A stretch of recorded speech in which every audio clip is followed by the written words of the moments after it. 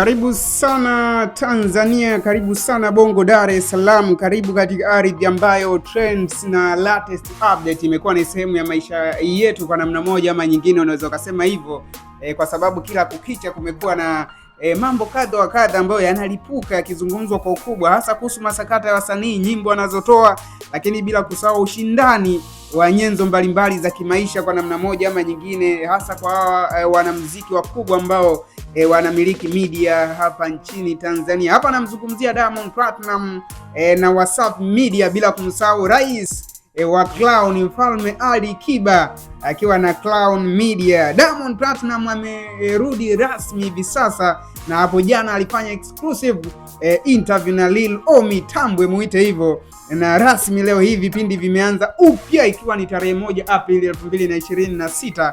Amerudi kwa nguvu kweli kweli, na si kurudi tu, kurudi huku kuna maana kubwa sana ya kuirudisha Wasafi Media mjini, unaweza ukasema hivyo. Na mapema zaidi katika kipindi cha Sports Arena leo hii impact imeanza kuonekana, kwa sababu baadhi ya muda walionekana watu wengi sana kutazama Sports Arena kuliko Clown Sports ya Clown Media, ambayo kwa muda uliopita recently, kwa maana walikuwa ndio watu ambao wameshika hatamu na umaarufu mkubwa zaidi, kikiwa ni kipindi cha michezo ambacho kinasikilizwa kwa ukubwa zaidi kwa hapa nchini Tanzania na nje ya nchi, ambacho huwa kinaruka kuanzia saa 3 mpaka saa 6 kamili mchana. Lakini muda huo huo imekuwa ikiruka pia Sports Arena ya Wasafi FM na Wasafi TV. Kunani huko leo hii Wasafi Media 1.9k watching, huko Clown Media ilikuwa ni 1.4. Manake watu wengi sana wamechepuka kutoka kusikiliza Clown Sports ambayo ina nguli kweli kweli, kina Commander J Player, kina Hans Raphael,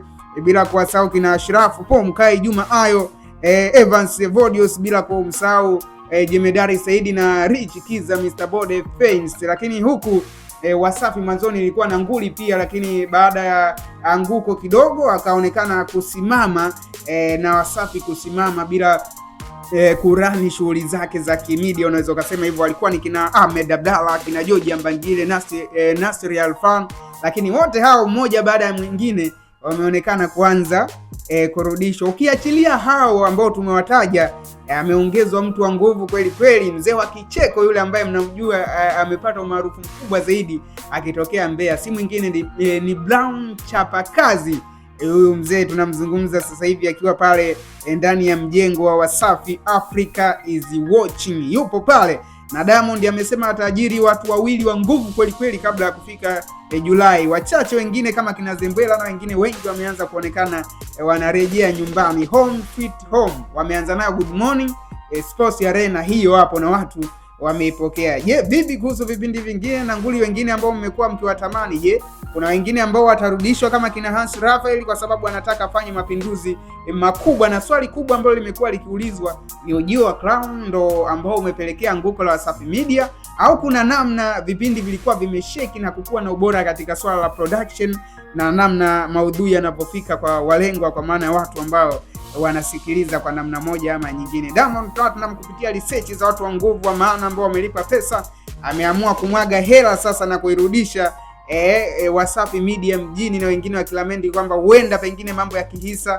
waliokuwa nao na kina Mkubwa Fela na wengine wengi kama kina Babutale anaweza kawa anachangia, lakini rasmi amesema Wasafi Media imerudi. Vipindi hewani vingine kama The Storybook, vipindi vya TV pamoja na radio 1on1 na vingine vingi vitarejea kwa Wasafi, itarudi kama zamani, na tutaangalia na kuweza kuona ushindani mkubwa zaidi kutoka kwa malegend wawili wa muziki kutoka hapa nyumbani Tanzania, kwa maana Ali Saleh Kiba Mfalme King wa Clown Media, bila kumsahau Diamond Platnumz, yeye anayo Wasafi Media. Huko Wasafi Media wanakwambia Africa is watching, kule Clown Media tupo mwaka wa mbele. Mimi ni Kizazi Juaji CEO, andika Don Barabara pale Instagram, andika Kizazi Juaji ni follow, ili tuweze kushare mambo mengi kweli kweli kuhusu trends na latest update, muziki, utamaduni, mambo ambayo yanazuka na kuzungumzwa kwa ukubwa wake, ukweli yapi ambayo tunapaswa kushare na wadau wakayajua. Hakikisha tu unakuwa pamoja nami, lakini bila kusahau pia